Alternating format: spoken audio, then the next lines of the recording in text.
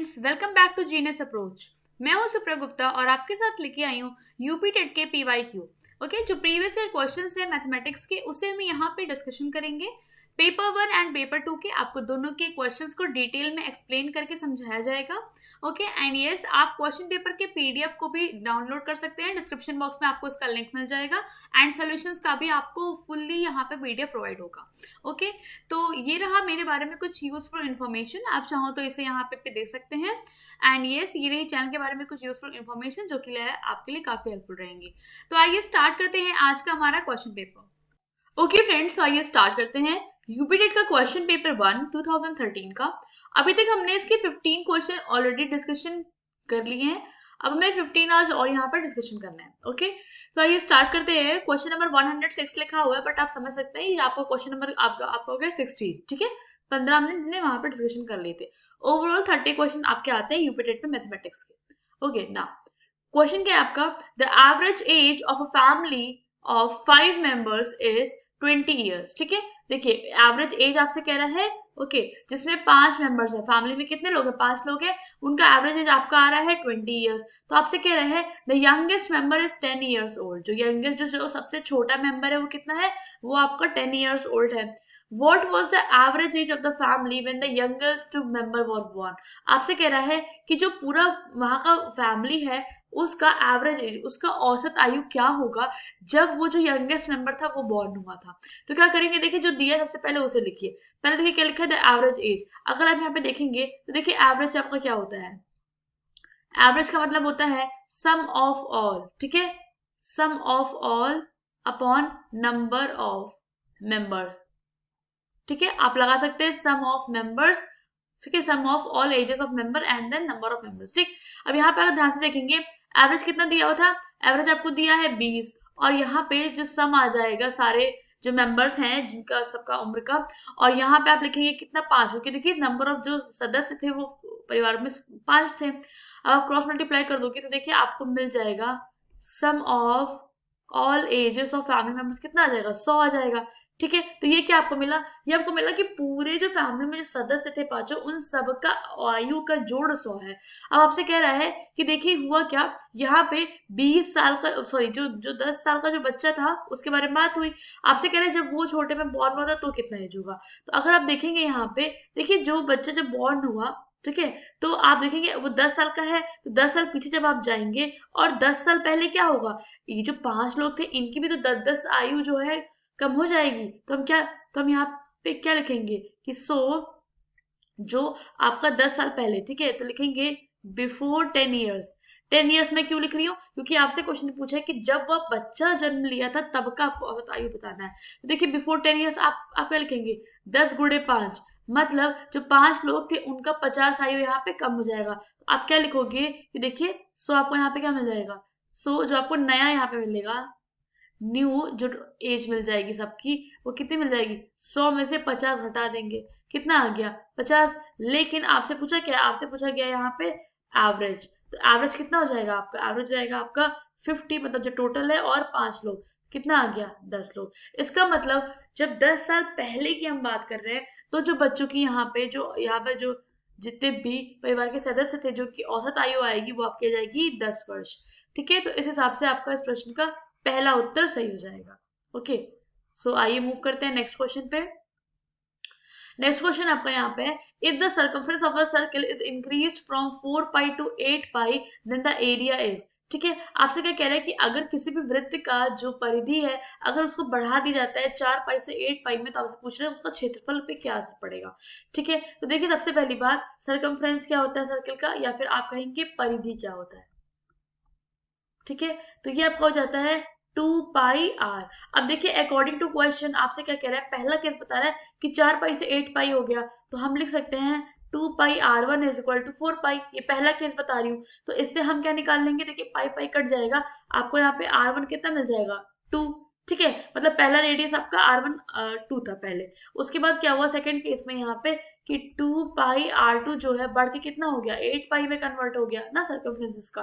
तो यहाँ देखिए पाई पाई कट जाएगा, आपको R2 कितना मिल जाएगा, ये आपको मिल जाएगा 4। ठीक है, ये दोनों आपको यहाँ पे मिल चुका। अब समझिएगा बात को, ये आपका 2 मिला, ये आपका 4 मिला। आपसे कह रहा है क्षेत्रफल पे क्या प्रभाव पड़ेगा, क्षेत्रफल पे, ठीक है। तो देखिए एरिया क्या होता है, एरिया ऑफ सर्किल आपका होता है पाई आर स्क्वायर, और यहाँ जब आप पहले के लिए निकालेंगे तो क्या आ जाएगा, पाई R1 का स्क्वायर। तो कितना आ जाएगा, पाई मल्टीप्लीकेशन R1 मतलब 2 का स्क्वायर, कितना आ गया 4 पाई। तो पहले आपका एरिया इतना आया, दूसरी बार जो रेडियस है वो 4 हो गया, तो क्या लिखेंगे, एंड पाई R2 का स्क्वायर कितना आ जाएगा, पाई और 4 का होल स्क्वायर, कितना आ गया 16 पाई। तो अब आपने क्या देखा, पहले था 4 पाई, फिर कितना हो गया 16 पाई, ठीक है। ओके, तो आपने क्या देखा, ये कितना गुना हो गया, ये आपका 4 गुना हो गया, ठीक है। क्या लिखेंगे, 4 गुना यहाँ पे हो गया। तो इस हिसाब से जो आपका प्रश्न का सही उत्तर बनेगा वो कितना हो जाएगा, 4 गुना, मतलब आप कह सकते हैं यहाँ पे क्वाड्रुपल्ड हो गया, ठीक है। तो इस हिसाब से आपका देखिए तीसरा उत्तर सही हो जाएगा इस प्रश्न का, ठीक है। 4 गुना आपका यहाँ पे एरिया हो जाएगा। नाउ मूव करते हैं नेक्स्ट क्वेश्चन पे।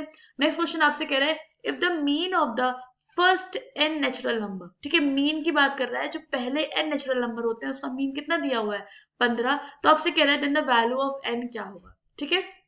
मतलब आपको शुरू की प्राकृतिक संख्याएं जो है उसका मान दिया गया है 15, आपको बताना है n का मान क्या होगा। तो देखिए जो आपका सम ऑफ नेचुरल नंबर होता है, ठीक है, natural number n first natural number, आप कह सकते हैं यहाँ पे क्या होता है, natural number is equal to कितना होता है, ये आपका हो जाता है n इंटू एन प्लस 1/2, ठीक है। और देखिए अकॉर्डिंग टू क्वेश्चन आपसे क्या कह रहा है, आपसे कह रहा है कि जो मीन दिया वो कितना दिया है 15 दिया है। अब देखिए मीन का मतलब क्या होता है, एवरेज मतलब sum of all upon number of, तो मीन कितना हो जाएगा, मीन आप क्या रखेंगे यहाँ पे सम अपॉन n, जितने यहाँ पे संख्याएं हैं और उस इक्वल टू 15। अब देखिए सम कितना है, मैंने अभी देखिए जस्ट ऊपर लिखा है कितना, ये n इंटू एन प्लस 1/2, और देखिए upon n is equal to 15, ठीक है। तो देखिए नेक्स्ट स्टेप में आपको यहाँ पे क्या मिलेगा, यहाँ मिल जाएगा आपको n into n plus 1 upon 2n is equal to 15।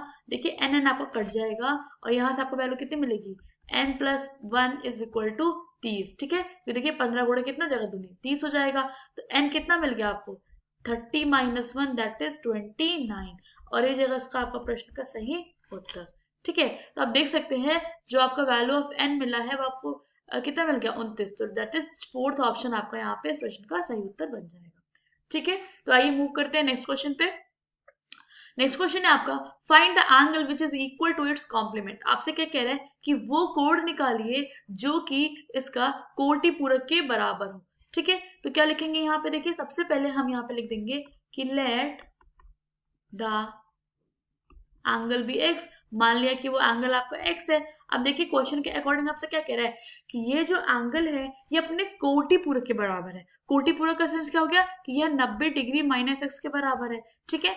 Okay, तो आप क्या करेंगे, यहाँ पे x को यहाँ ले आएंगे, तो 2x is equal to 90 degree, और x की वैल्यू कितनी हो जाएगी 90 डिग्री बटे 2 दैट इज 45 डिग्री। ओके, तो इस प्रश्न का सही उत्तर कितना हो जाएगा 45। इसका मतलब वह जो आपका कोण है वो कितना है, वो आपका 45 डिग्री है, ठीक है, जिसका कोटि पूरक आपका ये हो जाएगा इसके बराबर। तो इसका इस प्रश्न का तीसरा उत्तर यहाँ पे आपका सही उत्तर बनेगा। ओके, आइए नेक्स्ट क्वेश्चन देखते हैं। नेक्स्ट क्वेश्चन है आपका, ये देखिए ये आपको एक क्वेश्चन गिवन है जिसमें आपको यहाँ पे क्या करना है, इफ ये देखिए आपको एक एक्सप्रेशन दिया गया है जो कि c प्लस डी रूट 7 के इक्वल है, then you have to find the value of c plus d की वैल्यू यहाँ पे क्या होगी। तो आइए हम इसे यहाँ पे सॉल्व करते हैं। सबसे पहले जो दिया गया है उसे लिख लीजिए clearly, 3 plus root 7 upon 3 minus 4 root 7, ठीक, ये आपको दिया गया c प्लस डी के बराबर। अब समझिएगा पहले करना क्या, आपको सबसे पहले इसको सिंप्लीफाई करना पड़ेगा। तो ऊपर नीचे आप रेशनलाइज करेंगे, मतलब जो नीचे दिया गया उसके उल्टे साइन से ऊपर नीचे मल्टीप्लाई करेंगे। तो क्या करेंगे 3 plus 4 root 7 upon 3 plus 4 root 7, ठीक है, इसी को बोलते हैं रेशनलाइज करना। अब देखिए यहाँ पे आपको क्या मिल जाएगा, ऊपर देख सकते हैं आपको मिलेगा 3 3 9 ऐसे मिलेगा, फिर देखिए 3 का मल्टीप्लीकेशन होगा तो मिल जाएगा 12 रूट 7, फिर आपको मिलेगा 3 रूट 7, फिर आपको मिल जाएगा 4 मल्टीप्लीकेशन रूट 7 का होल स्क्वायर, जिसे मैं लिख सकती हूँ 7, ठीक है। अब देखिए नीचे क्या मिलेगा, नीचे आप देख रहे होंगे लिखा है a प्लस बी और a माइनस बी, तो देखिए a प्लस बी एक ब्रैकेट में लिखा है, a ब्रैकेट में a माइनस बी, ये आपका क्या होता है a square minus b square. Okay, तो इस हिसाब से आप क्या लिख देंगे यहाँ पे 3 का स्क्वायर माइनस 4√7 का होल स्क्वायर। ठीक है, ये आप देख रहे होंगे जो 2013 का पेपर आया है इसके लेवल थोड़ा सा ज्यादा है, जैसे कि मैंने आपको पिछली बार भी ये बात बताई थी कि अभी तक सबसे अच्छा पेपर जो यूपी टेट का माना जाता है वो 2013 का ही माना जाता है। ओके, एंड 11 का सबसे इजीएस्ट है ना, हम लोग पहले ही 11 सॉल्व कर चुके हैं, आप देख सकते हैं प्लेलिस्ट में जाके एग्जैक्टली। ठीक है, अब आप देखिए क्या आ जाएगा ऊपर 9 और यहाँ आपको मिलेगा देखिए 12 3 कितना होता है 15√7 और यहाँ आपको मिल जाएगा 28। ठीक है, नीचे आपको क्या मिलेगा देखिएगा 3 का स्क्वायर कितना हो जाएगा आपका 9, देन माइनस और देखिए 16 और यहाँ देखिए 7 मल्टीप्लीकेशन हो जाएगा ना, √7 है स्क्वायर करेंगे तो 7 आ जाएगा। इस हिसाब से देखिए आपको ऊपर कितने वाले मिल जाएगी 8 9 कितने मिलेगा 17, दैट इज 37 प्लस 15√7 और नीचे आपको कितना मिल जाएगा 9 माइनस 7 6 42 7 4 11, तो कितने वाले मिल गई 37 प्लस यहाँ पे देखिए 15√7 कितना आ जाएगा 15√7 अपॉन में देखिए क्या आएगा आपको यहाँ पे -103। तो इस हिसाब से देखिए आप क्लियरली देख क्या सकते हो। देखिए अब इसका हम लोग कंपैरिजन करेंगे, क्या आया देखिए 37 प्लस 15√7, अगर मैं इसे तोड़ तोड़ के ऐसे लिख दूं देखिए नीचे मेरा आया नेगेटिव में। ठीक है, तो ये नेगेटिव आपका ऊपर जाएगा, तो आप देख सकते हैं आप इसको ऐसे लिखिए तो आपको बहुत ही क्लियर समझ में आएगा। नेगेटिव नेगेटिव ऐसे तो लगा है ये 103। ठीक है, क्योंकि देखिए माइनस जब ऊपर जाएगा तो अंदर भी मल्टीप्लाई हो जाएगा। अब आपको क्या दिख रहा है, ये आपका दिया था c प्लस d√17। अब जब मैं कंपैरिजन करूंगी तो मुझे क्या मिलेगा, मुझे c की वैल्यू मिल जाएगी -37/103 और मुझे d की वैल्यू मिल जाएगी -15/103। अब देखिए मुझसे क्वेश्चन में पूछा गया था c प्लस d की वैल्यू, तो हम क्या लिख देंगे -37 और -15/103, क्योंकि इसका एलसीएम सेम है तो कितना आ जाएगा, ये आपको वैल्यू दे देगा 7 5 12 3 4 का 1 5, -52/103। ये इस प्रश्न का आपका सही उत्तर बन जाएगा। ठीक है, ये इस प्रकार आपका सही उत्तर होगा। तो ये देख लेते हैं हमारा कौन सा यहाँ पे ऑप्शन करेक्ट होगा। यस, आपका यहाँ पे बी ऑप्शन सही होगा। ठीक है, दूसरा ऑप्शन -52/103। आप देख सकते हैं ऑप्शन कितने आसपास दिए गए हैं, बस साइन का डिफरेंस है। ओके, तो आइए मूव करते हैं नेक्स्ट क्वेश्चन पे। नेक्स्ट है आपका the value of √7 plus √6 then √7 minus √6 and plus 200। इसकी आपको वैल्यू बतानी है, ये ध्यान से देख लीजिएगा, ये आपका प्लस लगा हुआ है। ठीक है, हिंदी में देखिए आपका क्लियर है यहाँ पे। ओके, तो इस हिसाब से आइए यहाँ पे देखते हैं, जैसे कि देख रहे हैं आप क्या लिखा है √7 प्लस √6 एक ब्रैकेट में, दूसरे में लिखा है √7 माइनस √6 एंड देन प्लस 200। अभी देखिए शुरू वाला आपको देख के समझ में आ रहा होगा क्या लिखा हुआ है, ए ब्रैकेट में a प्लस बी, एक ब्रैकेट में a माइनस बी। ये क्या हो जाएगा, ये आपको हो जाएगा a square minus b square की आइडेंटिटी। तो इस हिसाब से आप क्या यहाँ पे बोलेंगे, यहाँ आइए क्या करेंगे √7 का होल स्क्वायर माइनस √6 का होल स्क्वायर प्लस 200। ठीक है, अब देखिए √7 √6 जब इसका होल स्क्वायर करेंगे तो क्या मिलेगा 7 माइनस 6 प्लस 200। तो ओवरऑल हमें वैल्यू कितनी मिल जाएगी 1 प्लस 200, दैट मीन्स 201 और ये हो जाएगा इसका यहाँ पे करेक्ट आंसर। ठीक है, तो ये देख लेते हैं आपका कौन सा इसका प्रश्न का सही उत्तर बनेगा। यस, आपका फर्स्ट ऑप्शन इस प्रश्न का सही उत्तर बन जाएगा। Okay, now moving towards next question. Next question है आपका the least number among the following will be. ठीक है, आपसे पूछ रहे सबसे छोटा नंबर इनमें से कौन सा होगा। ये क्वेश्चन बहुत ही ज्यादा इंपॉर्टेंट है क्योंकि ये बहुत ही अलग पैटर्न से पूछा जाता है। इसे आइए हम समझते हैं कैसे करेंगे। जब भी आपको ऐसे गिवन हो तो पहले आप क्या करिए, इसका जो फिक्स पैटर्न आपको समझाती हूँ। क्या लिखा है देखिए √2 लिखा है ना, मैं से लिख दे रही हूँ 2 का पावर 1/2, कोई दिक्कत तो नहीं है। यहाँ मैंने लिख दिया 4 का पावर 1/3, यहाँ मैंने लिख दिया 5 का पावर 1/4 और फिर दिया है 3 का पावर 1/6। अब आप क्या करिए, जो इसका डिनोमिनेटर दिख रहा है उसका एलसीएम ले लीजिए। तो देखिए हम यहाँ पे ले लेते हैं एलसीएम ऑफ 2 3 4 6। ठीक है, तो देखिए जब आप ये लेंगे 2 3 4 6 का एलसीएम तो क्या मिल जाएगा 2 1 2 2 2 4 2 3 6। फिर देखिए 2 से जाएगा 2 1 ठीक है, फिर आपका देखिए 3 से जाएगा। ओके, तो ओवरऑल आपको क्या दिख रहा है एसएम कितना आ गया आपका, एसएम आपका आ गया 12।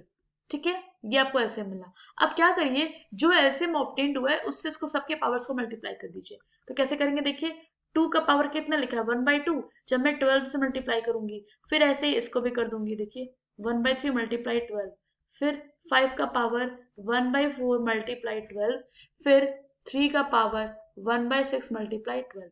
जब मैं ये मल्टीप्लीकेशन देखिए यहाँ पे करूंगी क्लियरली तो मुझे नेक्स्ट स्टेप में क्या मिल जाएगा 2 का पावर 6, क्योंकि देखिए 2 1 2 2 से 12 कट जाएगा। ऐसे यहाँ मुझे मिलेगा 4 का पावर 3, हाँ 3 4 सॉरी 4 का पावर 4 मुझे यहाँ मिल जाएगा।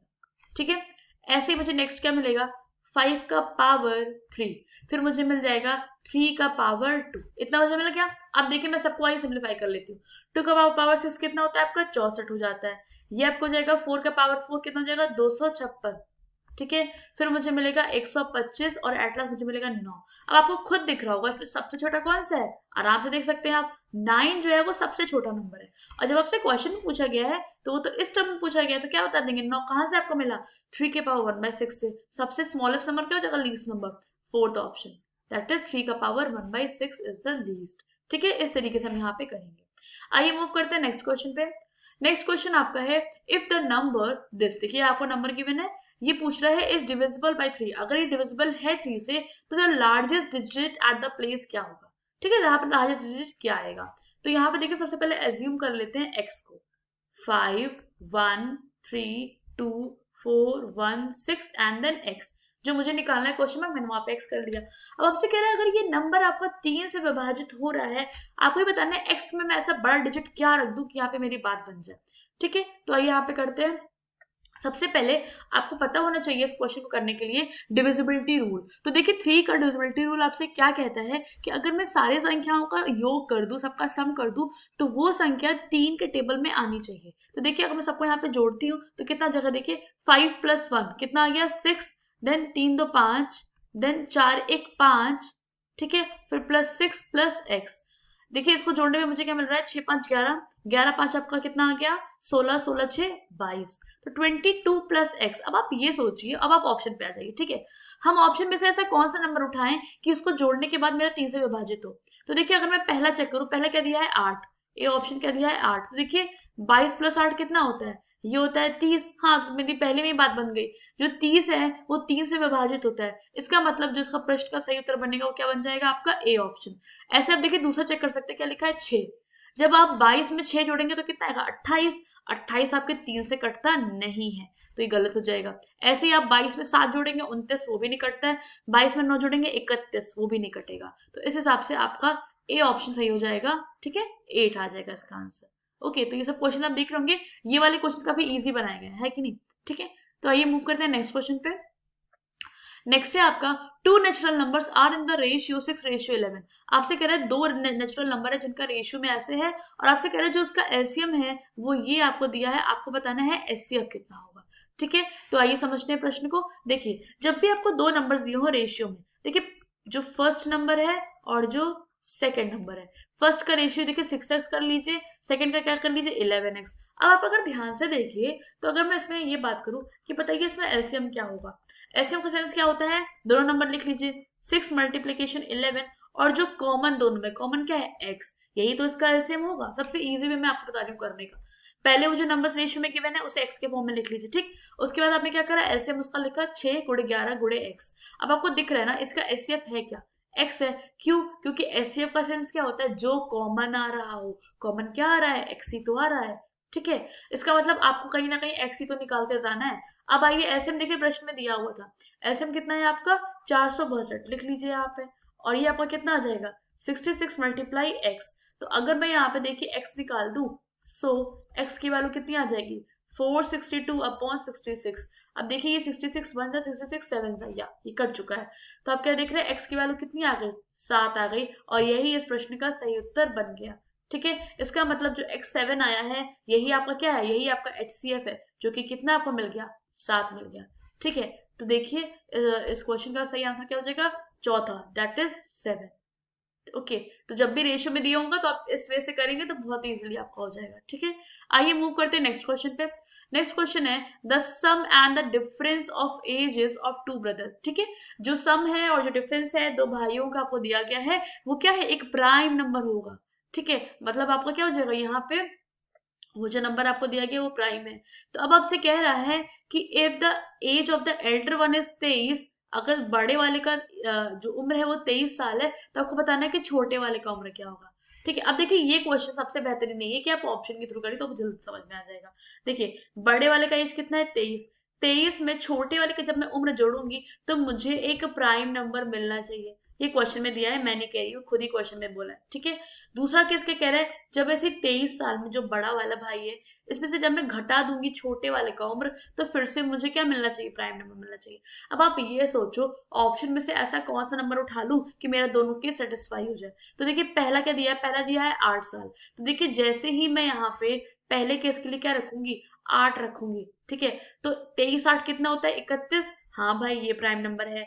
23 में से 8 है, ये यहाँ पे घटा लेते, कितना आया, 15। क्या यह प्राइम नंबर है, बिल्कुल ही नहीं। प्राइम नंबर क्या होता है, जिसके फैक्टर 1 होता है या फिर वो नंबर इटसेल्फ होता है, ठीक है, और किसी से नहीं कटता है, 1 एंड द नंबर इटसेल्फ। तो आपने क्या देखा यहाँ पे क्या है, 15 है, तो गलत हो गया। अब देखिए इसका मतलब मैंने पहला ऑप्शन तुरंत काट दिया। अब दूसरा देखिए क्या दिया है, 12। तो आइए देख लेते हैं 12 के लिए भी। 23 में 12 जोड़ देते हैं, कितना आ जाएगा, 35। क्या यह प्राइम नंबर है, बिल्कुल ही नहीं है। तो आगे मैं चेक ही क्यों करूं, ठीक है। ये मैंने ए ऑप्शन के लिए चेक किया, ये मैंने बी ऑप्शन के लिए चेक किया, ठीक है। अब आइए चेक कर लेते हैं 18 वर्ष के लिए। तो 23 में जब 18 जोड़ूंगी तो कितना मिल जाएगा मुझे, यहाँ पे देखिए 8 3 11 41। ये प्राइम नंबर है, हाँ है, एकदम है। अब देखिए अगला काम क्या क्या करेंगे, 23 में से 18 घटा देंगे तो कितना आ जाएगा, 5। क्या ये प्राइम नंबर है, हाँ ये भी प्राइम नंबर है। इसका मतलब मेरा सी ऑप्शन सही है, क्योंकि दोनों ही केस में मुझे यहाँ पे प्राइम नंबर मिल रहा है, ठीक है। अब आज संख्या है, तो आप क्या बोलेंगे यहाँ पे, तीसरा जो उत्तर है उस प्रश्न का सही उत्तर बन जाएगा, दैट इज 18 ईयर। इसका मतलब जो छोटा वाला भाई था उसका उम्र यहाँ पे कितना है, उसका उम्र आपको 18 साल दिया गया है। आइए मूव करते हैं नेक्स्ट क्वेश्चन पे। नेक्स्ट क्वेश्चन आपका है, if sum of any two natural numbers is 48, then the numbers cannot be in the ratio। कह रहा है अगर कोई भी दो नंबर है उनका सम कितना है, 48 है। मान लीजिए x है और y है, इनका सम कितना दे दिया, 48। तो आपसे कह रहे हैं कि जो दोनों नंबर्स हैं ये किस रेशियो में नहीं हो सकते। क्वेश्चन को ध्यान से पढ़ेगा, नो की बात की गई है। तो देखिए पहला क्या दिया है, 3 और 5। खुद सोचिए 3 है और 5 का रेशियो है, 5 में कितना होता है, 8 होता है। अगर मैं रेशियो में बात करूं तो सही बात है। अगर आप देख रहे हैं मानिए 3x 5x कर दो तो कितना आ जाएगा, 8x। 8x is equal to 48, सही है। x इज इक्वल टू 6, हाँ आराम से हो जाएगा ये। ऐसे ही आप करेंगे तो देखिए 7 5 12, 12 आपके 48 के टेबल में आता है, ये भी आपको सही है, ये भी सही है। 6 2 8, 8 6 48, ये भी सही है। ये मामला फंसा देगा। ये क्या कह रहा है, 2:7, सॉरी 2:5। तो क्या लिखेंगे, 2x प्लस 5x कितना दे दिया, 7x। अगर मैं 7x को रखूंगी 48 के बराबर तो आप देख सकते हैं ये आपका एक होल नंबर नहीं मिलेगा, ये आपका फंस जाएगा। तो इसीलिए ये जो है जो आपको दिया है ये आपका रेशियो में नहीं हो सकता अगर ये, ठीक है। तो इस हिसाब से आपका चौथा ऑप्शन इस प्रश्न का सही उत्तर बन जाएगा। ओके, नाउ आइए मूव करते हैं नेक्स्ट क्वेश्चन पे। नेक्स्ट क्वेश्चन आपसे कह रहे हैं, for n being an odd integer, जो n है एक ऑड इंटीजर है, ठीक है, which of the following is an even integer. तो आपसे कह रहा है अगर n है वो एक आपका विषम यहाँ पे इंटीजर बन रहा है अगर, ठीक है, विषम पूर्णांक है, तो आपसे कह रहा है कि एक सम पूर्णांक कौन सा इसमें से होगा। तो आइए समझते हैं। जैसे कि आपको क्वेश्चन में क्या बता दिया कि n क्या है, एक विषम पूर्णांक है, दैट इज ऑड इंटीजर है। तो ऑड इंटीजर का सेंस क्या हो गया कि n की वैल्यू हो सकती है 1 3 5, ऐसे तो होगी।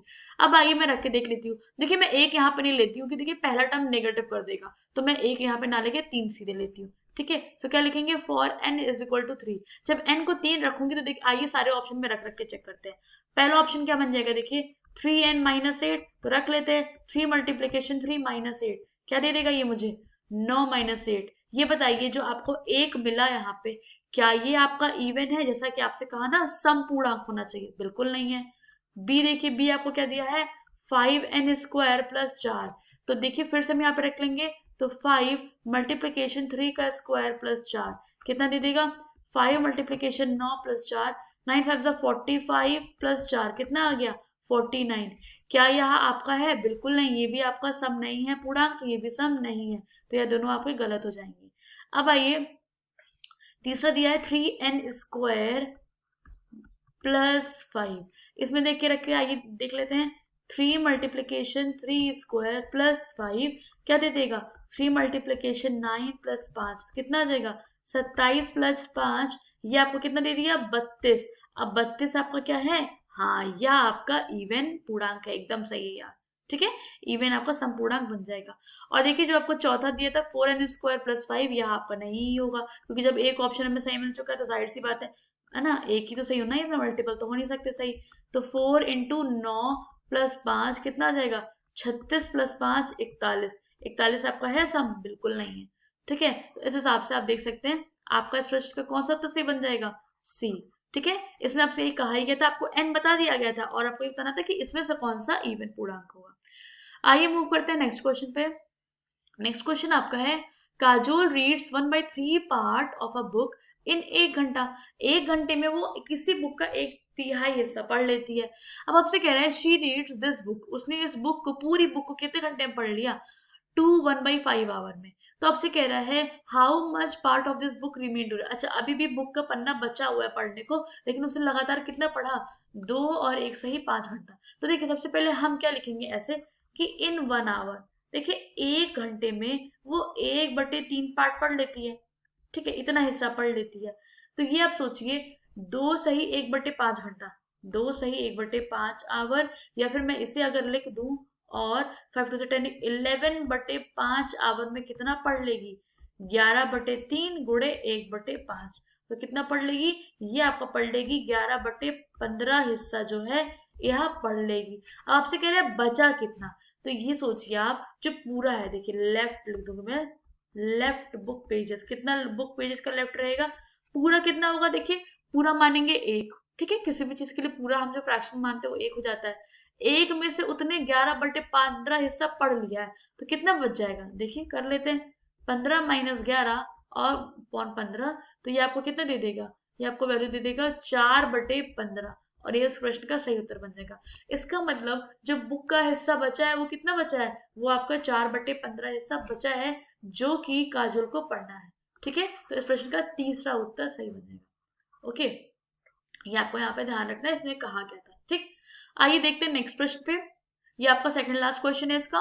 If 1/2 is subtracted from a number, अगर 1/2 जो है किसी नंबर से सब्ट्रैक्ट कर दिया जाए, ठीक है, तो आपसे कह रहा है and it is multiplied by 1/2, then the number is converted into 1/8। 1/2 से मल्टीप्लाई कर रहा है, ठीक है, तो वो नंबर 1/8 में चेंज हो जा रहा है, आपको बताना है वो नंबर क्या होगा। जैसे जैसे बोल रहा है बस वैसे वैसे आप लिखते चलिए। क्या बोल रहा है कि यदि किसी संख्या में, अकॉर्डिंग टू क्वेश्चन, कह रहा है ये संख्या मान लीजिए x, ठीक है, यहाँ पर मैं लिख लेती हूँ, लेट नंबर बी x।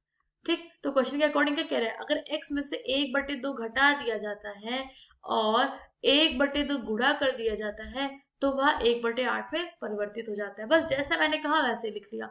यहाँ मुझे क्या मिल जाएगा, x - 1/2 इज इक्वल टू 1/8, और देखिए ये आपको वहां जाके मल्टीप्लाई होगा तो क्या दे देगा, 2/1, ऐसे लिख लीजिए। ठीक है, तो आपको क्या मिल गया यहाँ पे, आपको यहाँ मिल गया 1/4 और यहाँ मिल गया x - 1/2।